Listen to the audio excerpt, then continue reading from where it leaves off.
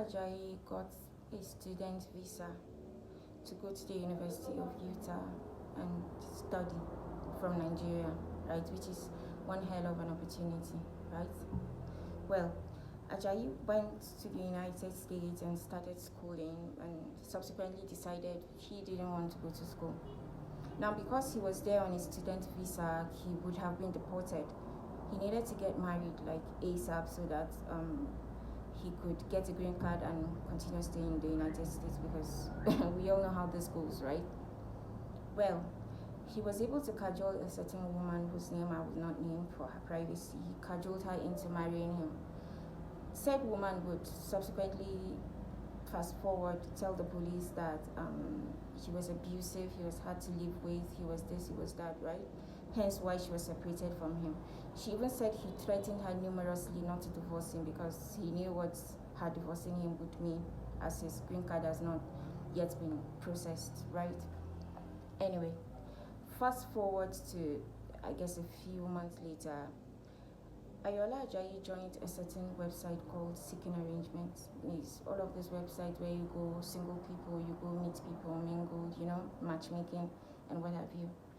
That was when he met a 23-year-old Caucasian lady called Mackenzie Lewick. Now, Mackenzie Lewick was a beautiful, bright, and loving young lady. Like, she had family that loved and adored her and cared for her, right? Anyways, when she met Ayoola on the app, I guess they struck up a conversation and then they decided to take it to the next level. They agreed to meet up at a park in Utah, right? So they met up. They met up and spoke a little, and I guess they decided to go to Ayoola's house for some privacy. I'm presuming here, but they did go to Ayoola's house. But that was the last time Mackenzie was seen alive. 3 days later, that is on the 20th of June 2019, her parents, who couldn't hear from her for the last 3 days, went to the police and reported her missing. They were like, we've been messaging her, we've been trying to call her, and she had not responded to anyone, and this is unlike her. Well, the police sprang into actions immediately. They decided to track Mackenzie's phone, right? So they tracked her phone to the set park. They also read her messages, like her last message was to a certain man called Ayoola Ajayi. Now, checking Ayoola Ajayi's phone, they realized that his phone and Mackenzie's phone were going parallel to each other. That is, like, they were going at the same time, like together, right? So they went to Ayoola's house and they were like, okay, we're here to find out where is Mackenzie and what happened to her. Her people have not heard from her in 3 days. Well, Ajayi was like, who is Mackenzie? I didn't invite any Mackenzie. I don't know any Mackenzie. He was like, yes, I did talk to her on that certain app, but we never met.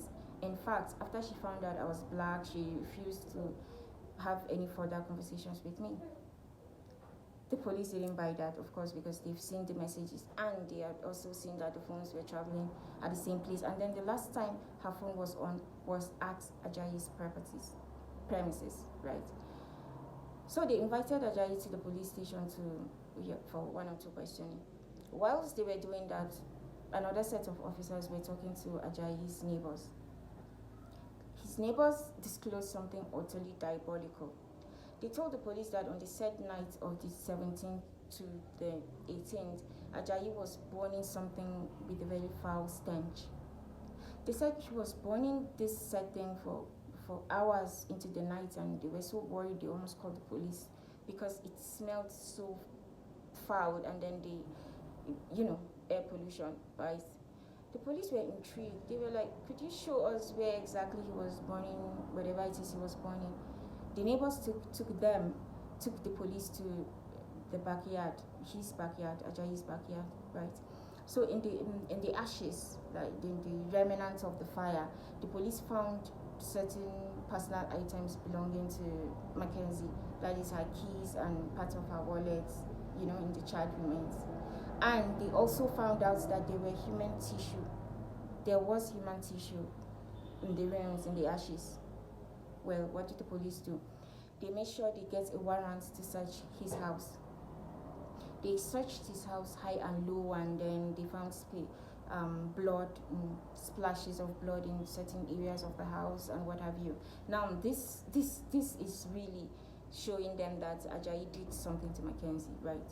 Well, fast forward to the police station. Ajayi was still denying it, trying to act his way out of it, trying to play dumb. He was telling the police that I don't know what happened. I don't know who was chatting with her with my computer. I don't know how my IP address is showing. I never chatted with her after the first time, and she found out I was black and refused to talk to, the whole shebang. Well, the police were not having it. They laid down their cards. They told him this and this and this is what we found. This and this and this is what we found. Like, we knew that you and her were traveling together. We knew her phone was at your house the last time. We knew that you were the last person that spoke to her. And we also know that you have been talking to her and other girls for a long time in said apps. Well, when the whole thing got to the news, guess what? A few ladies come forward to say that Ajayi had molested them and sexually assaulted them at one time or the other. Well, it turns out that this is him, that Ajayi was some sort of sexual predator. Well, a contractor also came forward to tell the police that at a certain time he was contracted by Ajayi to build a dungeon in his basement. According to him, Ajayi told him to build a soundproof dungeon in his basement that could only be opened from the outside. Now the contractor was like, I don't understand, I'm uncomfortable. What are you going to use it for? He was like, my wife doesn't like me drinking alcohol. She's a devoted Christian, so I want to be hiding my alcohol at the basement and drinking it there and whatever. Well, the contractor was not comfortable and he didn't do the job. Well, when the police heard that, they realized that this is something serious. This is something deeper than we thought. This is not just a missing person report, Well, whilst they were searching his computers, they found out that he had several indecent images of children from the ages 4 to 12. Like, he had inappropriate images, adult images of children in his computer, a lot of them. Now, I don't know about Nigeria, but in the United States, it is illegal for you to have such. Well, that was added to his charges, needless to say. Well, Ajayi realized that the jig is up. He decided that he didn't want to die because if the court found him guilty, he would have been sentenced to death, right? So he decided to plead guilty so that his charges could just be, so that he could be sentenced to life in prison instead of killed. Now, for him to, for the deal to go on, he had to confess. He had to tell the police everything, every single detail about what happened. Well, Ajayi told the police that he actually lured Mackenzie into his house to kill her.